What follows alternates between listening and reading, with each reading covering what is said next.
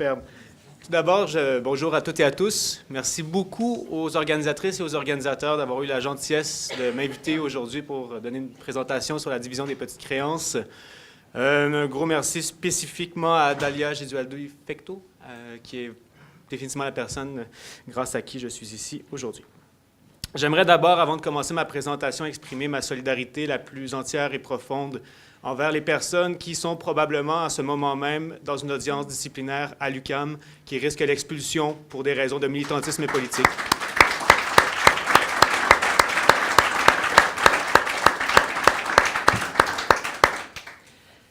Ça me brise le cœur de devoir être ici. Ne le prenez pas personnel, sauf qu'un engagement, c'est un engagement.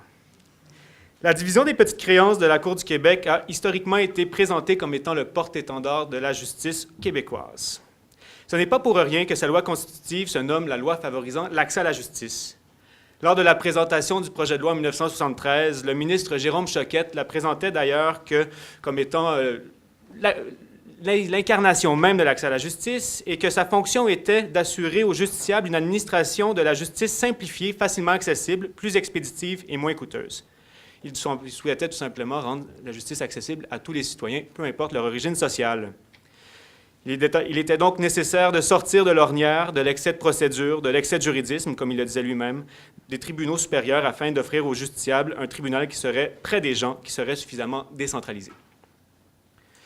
Plus récemment, vous le savez possiblement, l'Assemblée nationale a adopté une loi qui fait passer le seuil d'admissibilité à la division des petites créances de 7 000 à 15 000 Des acteurs politiques et juridiques, comme la juge en chef de la Cour du Québec, l'honorable Élisabeth Corté, a présenté ce projet de loi-là cette loi-là, en fait, comme étant une hausse nécessaire qui allait rendre plus difficile le traitement des dossiers pour les juges, mais qui était bien sûr une question d'accessibilité pour tout le monde. La ministre de la Justice actuelle, Stéphanie Vallée, a pour sa part déclaré qu'en rehaussant les seuils des petites créances, on met en œuvre une mesure concrète, efficace, qui permet aux justiciables d'avoir un meilleur accès au système de justice et un moindre coût. Par contre, il faut savoir aussi qu'il y a plusieurs chercheurs, à commencer par le professeur Pierre-Claude Lafont de l'Université de Montréal, qui présentent des critiques assez fortes de la division des petites créances. Les délais seraient rendus éternels. Les justiciables seraient, pour la plupart, intimidés par le déroulement de l'instance qui serait assez magistral, etc. Il y a aussi toute la question de l'exécution forcée des décisions qui serait quasiment kafkaïenne. Il existe indubitablement un clivage important entre la représentation officielle de la division des petites créances et l'analyse critique qu'en font certains spécialistes. Ma présentation va porter sur ce fossé-là. Fidèle à la tradition des études socio-juridiques critiques, il s'agira de confronter le droit positif, le droit de l'État tel qu'il est inscrit dans les codes, au droit vivant, au droit naturel, tel qu'il se vit quotidiennement dans les pratiques et les actions, et en particulier dans les tribunaux. Mon regard se posera plus particulièrement donc sur les acteurs intégrés du système judiciaire et donc de la division des petites créances, c'est-à-dire les juges, les greffiers, les greffières, les huissiers, audienciers et audiencières, mais bien sûr, évidemment, les justiciables. Pour cette présentation, je vais mettre de l'avant trois idées principales. Premièrement, au niveau de l'analyse du droit positif, il ne fait aucun doute que la division des petites créances est configurée de manière à rendre la justice la plus accessible possible aux justiciables que j'appellerais le justiciable profane du droit. Ensuite, la deuxième idée est que c'est un tribunal qui est beaucoup plus utilisé qu'on le croit en matière de droit du travail. Et finalement, ma troisième idée que j'aimerais vous présenter aujourd'hui, c'est qu'à la lumière des observations que j'ai effectuées, on peut véritablement douter de l'effet réel d'accès à la justice que ce tribunal a vis-à-vis les justiciables profanes du droit, justement. D'un point de vue méthodologique, je voulais juste vous donner quelques indications. Premièrement, vous dire que j'ai opté pour une méthode d'observation. C'est une méthode qui est utilisée dans plusieurs études socio-juridiques. Par exemple, Bruno Latour, un auteur français, l'avait fait une ethnographie du Conseil d'État de France de cette façon-là. Et aux États-Unis, Sally Engle Mary avait aussi fait beaucoup d'observations d'audience pour être en mesure de comprendre comment les gens ordinaires comprenaient, comment ils vivaient et se représentaient les tribunaux américains. C'est une démarche qui est purement exploratoire. J'ai fait de l'observation pendant 1 mois et demi, ce qui fait en sorte que mes observations, mes notes étaient en elles-mêmes éclectiques. Donc, ce que je vais vous présenter aujourd'hui n'est vraiment pas des résultats que je pourrais dire généralisables à l'ensemble de la situation québécoise, mais bien quelques pistes de réflexion pour nous alimenter collectivement. Donc, juste préciser pour terminer que j'ai pu observer quand même 34 dossiers à la division des petites créances sur ce mois et demi-là. Les lundis et mardis, parce que ce sont les seules journées qui ont des petites créances à la division, au district de Montréal. Et ben voilà pour la méthodologie. La partie plate est terminée. Donc, au niveau de la division des petites créances, je pense que tout le monde sait de quoi on parle lorsque je nomme ce nom. C'est indubitablement d'ailleurs un des tribunaux les plus connus au Québec. 15 % de la population seulement ne disent ne pas connaître son existence. Au niveau des particularités les plus connues, il ne fait aucun doute que le seuil d'admissibilité qui est maintenant de 15 000 $ est vraiment sa caractéristique la plus notoire. Il y a aussi, bien sûr, le fait qu'aux petites créances, on n'a pas le droit d'être représenté par avocat. C'est la raison pourquoi je trouvais que c'était un objet d'étude tellement intéressant, parce qu'on a vraiment un contact direct entre le citoyen ou la citoyenne et l'administration judiciaire, contrairement aux autres litiges où est-ce qu'on a toujours l'intermédiaire de l'avocat ou de l'avocate qui est présent, ou à part quand les personnes ne sont pas représentées par avocat, évidemment. Au niveau des autres mesures pertinentes à vous présenter rapidement, il y a toute la question aussi du rôle judiciaire. Donc, nécessairement, puisque nous n'avons pas le droit d'être représentés par avocat, il faut quand même être en mesure de garantir une certaine expertise à ces personnes qui ne la possèdent pas nécessairement, d'où un rôle judiciaire inquisitoire. Donc là, ça me faisait beaucoup penser, évidemment, à la présentation de M. Lafrance, parce qu'on va voir qu'il y a un peu les mêmes clivages, finalement, entre le droit écrit et le droit dans les pratiques. Donc, c'est un rôle inquisitoire dans le sens où c'est les juges lui-même qui doivent procéder aux interrogatoires. C'est le juge lui-même ou la juge elle-même qui doit aussi donner une aide impartiale et équitable aux justiciables de manière à faire apparaître le droit. Le greffe est une autre mesure aussi que j'appellerais d'accès à la justice à l'intérieur de la division des petites créances, c'est-à-dire que, contrairement au greffe des divisions régulières qui a un rôle plutôt passif, celui des petites créances a une obligation de donner de l'information juridique et même de rédiger les actes de procédure si le justiciable ou la justiciable en fait la demande. Donc, en matière de droit du travail, devez-vous vous demander pourquoi un apprenti spécialiste comme moi est en train de faire un exposé sur un tribunal qui est d'abord et avant tout vu comme étant un tribunal civil. Mais c'est qu'il faut savoir qu'il existe quand même un corpus jurisprudentiel non négligeable de décisions où, finalement, ce sont littéralement des enjeux en droit du travail qui sont en litige. Il y a deux types de recours qui ont vraiment émergé. Il y a donc ceux où est-ce que c'est le salarié ou la salariée qui poursuit l'employeur, et il y a les recours où c'est l'employeur qui poursuit les salariés. Les principaux recours dans le cas des instances où c'était le salarié ou la salariée qui poursuivait les employeurs étaient d'abord et avant tout des recours pour obtenir une indemnité pour non-respect du délai de préavis pour résiliation de contrat à durée non déterminée. C'est les articles, évidemment, 2091 et 2092 du Code civil qui s'appliquent. Par exemple, la décision Bélanger contre Centre de ski Mont-Carmel 2008 est emblématique du type de décision compilée. Dans celle-ci, c'est un salarié, dans le fond, qui n'avait pas reçu son indemnité en vertu du Code civil du Québec. L'employeur alléguait que la loi sur les normes du travail ne s'appliquait pas parce qu'il y avait 3 mois et moins de services continus, d'une part, et d'autre part, invoquait des motifs économiques. La division des petites créances a bien sûr décidé que ce genre de prétexte ne s'appliquait pas et donc que le salarié avait le droit à son indemnité. Il y a aussi beaucoup de recours intentés par des salariés pour salaire impayé, que ce soit pour des contrats à durée déterminée, ou des contestations de résiliation unilatérale pour motif sérieux. Il faut savoir que dans la plupart des décisions que j'ai traitées pour les décisions où est-ce que c'était le salarié ou la salariée qui poursuivait, forte majorité des recours étaient perdus par les salariés. On s'entend que c'est rien d'empirique, ce n'est pas une conclusion, c'est juste un constat que j'ai fait. Ensuite, beaucoup plus préoccupant même étaient les poursuites intentées par l'employeur contre les salariés. Un corpus assez important de décisions qui étaient pour non-respect des clauses de non-concurrence. Donc, dans la plupart, les employeurs poursuivaient parce que le salarié avait, par exemple, eu un emploi très subitement après la résiliation de contrat. Dans la plupart des décisions traitées, les juges ont déclaré ces clauses nulles. Elles étaient jugées abusives du fait de l'absence de limitation quant à la durée, la couverture territoriale et le type de travail. Aussi beaucoup de contrats, beaucoup de poursuites en vertu de l'article 2088 du Code civil, donc des poursuites pour manquement à l'obligation de loyauté et de confidentialité des salariés. Là, il faut savoir qu'il y a beaucoup plus de décisions qui étaient finalement accueillies par les juges des petites créances. Je peux vous donner un exemple, Crowley contre le Inc. Bottinerie, dans laquelle l'employeur a déposé une demande reconventionnelle contre la salariée qui le poursuivait pour salaire impayé. La Cour a déclaré qu'elle avait manqué à son obligation de loyauté en raison de la création d'une entreprise concurrente. Bon, après ça, il y a différentes autres clauses pénales aussi, différents autres types de clauses pénales où est-ce qu'on va aussi poursuivre les salariés. J'ai vu beaucoup de décisions où est-ce que c'était pour les frais de formation et dont des décisions où est-ce qu'on donnait raison à l'employeur du fait que c'était des frais de formation dans le cadre d'un stage et donc il y avait matière à d'avoir remboursé pour le salarié ou la salariée. Donc, on peut donc dire qu'il y a un corpus non négligeable de décisions où la division des petites créances est mobilisée dans le but de rendre des décisions relatives à des recours en matière de droit du travail. Ça paraît comme un phénomène quasi normal. Donc, comme je vous disais tout à l'heure, malheureusement, le manque de temps ne m'a pas permis de faire une analyse empirique afin de voir s'il existe une relation de causalité entre la nature de la décision, le type de recours et la catégorie de demandeurs. Ce sera une autre recherche à faire éventuellement. Donc, à la lumière de cet exposé, on pourrait faire le syllogisme suivant. 1. La Cour des petites créances est formellement conçue pour être un mécanisme d'accès à la justice. 2. Les salariés doivent habituellement appartenir à cette catégorie de personnes qui ne sont pas socialisées au droit. Donc, ce tribunal serait de facto accessible aux salariés.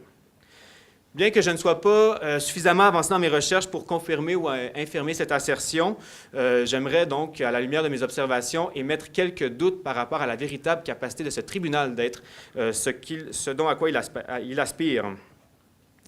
Donc, il y a 2 questions que je traiterai principalement. Donc, ça, c'est vraiment le fruit de mes observations à la division des petites créances. Premièrement, il y a toute la question du formalisme. Et deuxièmement, je traiterai la question du rôle d'assistance que les juges devraient jouer normalement vis-à-vis les justiciables profanes du droit. Donc, premièrement, par rapport à la question du formalisme, cette question est absolument incontournable. C'est-à-dire qu'au moment de la création de la division, il y avait un discours excessivement important sur l'importance de rendre ce processus judiciaire déformalisé, de le déjudiciariser, afin d'évacuer le décorum et le caractère mystique du rituel judiciaire dans les cours ordinaires pour éviter, dans le fond, de décontenancer les justiciables ordinaires, profanes. En 1973, le juge Clich a écrit un article absolument passionnant sur comment se passaient dans les faits les audiences aux petites créances. Il nous explique que les juges ne portaient pas la toge, qu'ils siégeaient dans des locaux qui ressemblaient plus à des salles de conférence que des salles d'audience. Les huissiers audienciers et huissiers audiencières étaient absents et absentes. La plupart des salles d'audience étaient situées dans les palais de justice, mais il y en avait aussi beaucoup qui se trouvaient dans des locaux communautaires à l'extérieur du palais de justice. Comme le disait le juge Clich, les lieux où nous sommes appelés à siéger sont simples et nous siégeons avec simplicité. Toutefois, force est d'admettre que ce tribunal est maintenant assez différent des descriptions du passé. Par rapport aux salles d'audience, celles-ci se trouvent uniquement au palais de justice de Montréal.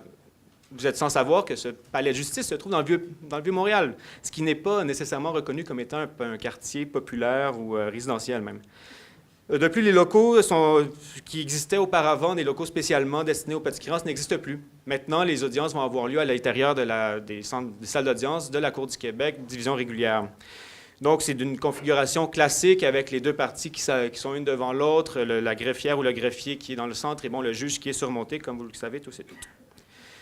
Donc, à la lumière de nos observations, le décorum semble aussi être de retour en grande pompe. Tous les juges ont recommencé à vêtir la toge, sauf en chambre de pratique, évidemment.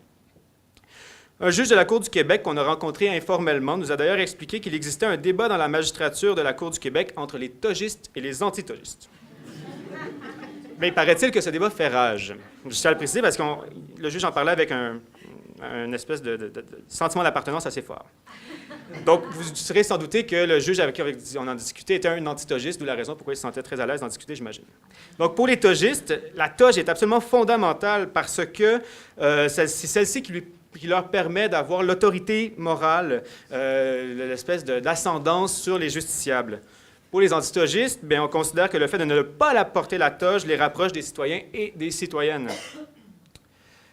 Par rapport au déroulement de l'instance comme telle, il est assez calqué, dans le fond, à ce qu'on peut voir en division régulière. Les parties exposent chacun séparément leur version des faits. Il va être absolument interdit pour les parties de dialoguer entre elles quand c'est le temps de parler pour la demanderesse ou le demandeur. On ne parle pas, il n'y a aucun dialogue qui est permis. On invite aussi les justiciables à noter leurs réflexions et questions et attendre à la fin du témoignage pour poser les questions ou répliquer à l'autre partie. Ça, c'était dans la majorité des dossiers que j'ai observés, mais il y en avait quand même plusieurs où on avait un processus beaucoup plus informel, mais c'est malheureusement plus la minorité que la majorité. D'ailleurs, la plupart des juges imposent ou exigent des justiciables de se lever avant de s'adresser aux juges. Certains demandent systématiquement aux parties et à leurs témoins d'effectuer leur témoignage dans la boîte au centre de la salle d'audience. C'est indéniable que souvent on sentait un désagrément ou du moins un malaise pour les justiciables à l'idée de devoir se soumettre à ce décorum, à ce rituel qui, pour la plupart des personnes, n'est pas quelque chose de connu. Merci. Il y a aussi toute la question de l'administration de la preuve. Donc, encore une fois, on pourrait s'attendre à ce que ce soit un déroulement d'instance déformalisé où, justement, les règles procédurales ne primeraient pas sur la capacité des justiciables à pouvoir exprimer leur situation, exprimer leurs revendications. Par contre, au niveau de l'administration de la preuve, finalement, j'ai pu observer un certain nombre de juges qui imposaient aux justiciables une procédure formelle similaire à celle en audience régulière. Aux petites créances, il faut savoir que les juges prennent généralement le temps de lire les dossiers avant l'audience comme telle, question de pouvoir être en mesure ensuite de poser les questions pertinentes pour pouvoir rendre décision éventuellement. Par contre, il m'est arrivé à plusieurs reprises de voir le greffier ou la greffière qui, au tout début de l'audience, remettait au justiciable, qui évidemment n'est pas représenté par avocat, l'ensemble des preuves. Et donc, c'était ensuite au justiciable de déterminer quel était le bon moment pendant le témoignage pour remettre la preuve comme on le fait en audience régulière. Il leur appartenait alors... Souvent, les justiciables profanes ne comprenaient absolument pas cette procédure et se mélangeaient dans les éléments de preuve qu'ils souhaitaient présenter. D'autres juges refusaient même aux justiciables de s'approcher du banc pour que soit pour leur remettre des documents ou sinon pour leur expliquer, par exemple, comment interpréter une photo ou un autre document. La tendance marquée des juges pour le formalisme peut s'expliquer assez facilement. Les juges de la Cour du Québec vont habituellement siéger 2 jours par semaine à la division des petites créances. Pour les autres, ils seront en division régulière. De ce fait, les juges ne sont pas spécialistes des petits litiges. On peut alors croire qu'ils ont une prédisposition au déroulement ordinaire et traditionnel de l'instance. Il faut par contre souligner que ce n'étaient pas tous les juges qui étaient excessivement formalistes dans leur approche du déroulement de l'instance. Il y en avait donc, comme je disais tout à l'heure, qui étaient beaucoup plus, j'oserais pas dire humains, mais quand même plus accessibles dans leur façon de gérer l'instance. Je peux vous citer un juge qui a dit littéralement « Faites comme si vous étiez dans votre salon. J'ai besoin des faits, le droit, je m'en occupe. Nous ne sommes pas très formels, alors vous n'avez pas besoin de vous lever. » Donc, il existait quand même cette proportion de juges qui avaient une autre façon de voir les choses. Il faut savoir aussi que les huissiers audienciers et huissiers audiencières sont de retour à l'intérieur de la division des petites créances, qui vient aussi exacerber le formalisme. C'est eux et elles qui vont annoncer l'entrée et la sortie des juges et qui vont demander aux justiciables de se lever lorsque c'est le cas, et vont aussi imposer une discipline quasiment de fer. Par exemple, une personne qui serait mal assise va se faire dire de s'asseoir droit dans la salle d'audience, par exemple. Et donc, les greffiers et les greffières vont aussi énumérer toute une série de règles de décorum. Je peux vous donner un exemple. Au tout début d'une audience, il y avait un greffier qui avait dit les choses suivantes. « Voici ce que vous devez faire lorsque vous êtes en petite créance. » Donc, premièrement, le silence devait être absolu. Il faut s'asseoir droit. Tout document doit transiter par la greffière. Quand on s'adresse au juge, il faut se lever et dire « Madame le juge » ou « Votre Seigneurie ». Puisque c'est le juge qui mène les interrogatoires, il n'est pas possible d'interrompre ou de faire des objections. Les juges ne jouent pas le rôle d'avocat et ne représentent pas les intérêts des parties. Il faut faire des pauses dans le témoignage lorsque le juge prend des notes et il faut fermer les cellulaires. Il faut savoir que normalement, c'est cette partie-là où est-ce qu'on explique les règles de procédure, mais pas les procédures dans le sens de rituel et décorum, mais bien procédure dans le sens de comment pouvoir être en mesure de présenter les faits, comment être en mesure de présenter l'information de manière à ce que ce soit la plus pertinente possible pour que le juge puisse rendre une décision juste et éclairée. Donc, voici pour la partie formalisme. Maintenant, je traiterai brièvement aussi de l'obligation d'assistance des parties dont le tribunal dans son ensemble est tenu. Je vais par contre me concentrer essentiellement sur le rôle judiciaire pour des contraintes de temps assez évidentes. Il ne fait guère de doute que le rôle qui leur est imposé dans le cadre des petites créances, le rôle des juges, est assez problématique. À la création de la Cour, le juge Clich décrivait les juges comme des conciliateurs, des éducateurs qui font comprendre aux parties le pourquoi de son jugement et expliquent leurs décisions. Par contre, dès les années 90, Roderick MacDonald et Shauna Maguire avaient déjà publié une étude qui démontrait que c'était excessivement malaisant, difficile pour les juges de jouer le rôle proactif tel qu'il était prévu dans le Code de procédure civile. Mes observations, bien que partielles, semblent aussi aller dans le même sens que le professeur MacDonald et Shauna Maguire. Premièrement, bien que la plupart des juges exécutaient leur obligation de jouer un rôle inquisitoire, l'intensité de cette obligation était d'une portée variable selon les juges. À plusieurs audiences, là où la juge jouait un rôle d'enquête assez classique, c'est-à-dire que, bon, on allait littéralement structurer les instances, mais la majorité des audiences, c'était plus ou moins le cas.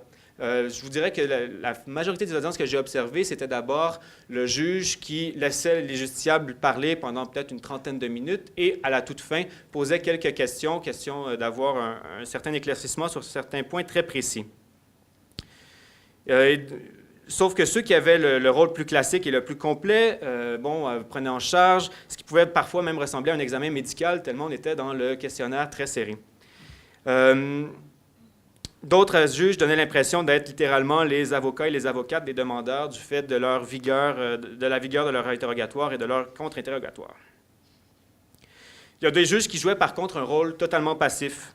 Plutôt que de mener l'interrogatoire et ainsi structurer les récits des justiciables, ils laissaient plutôt aux justiciables l'ensemble de la tâche de la présentation des faits et des plaidoiries.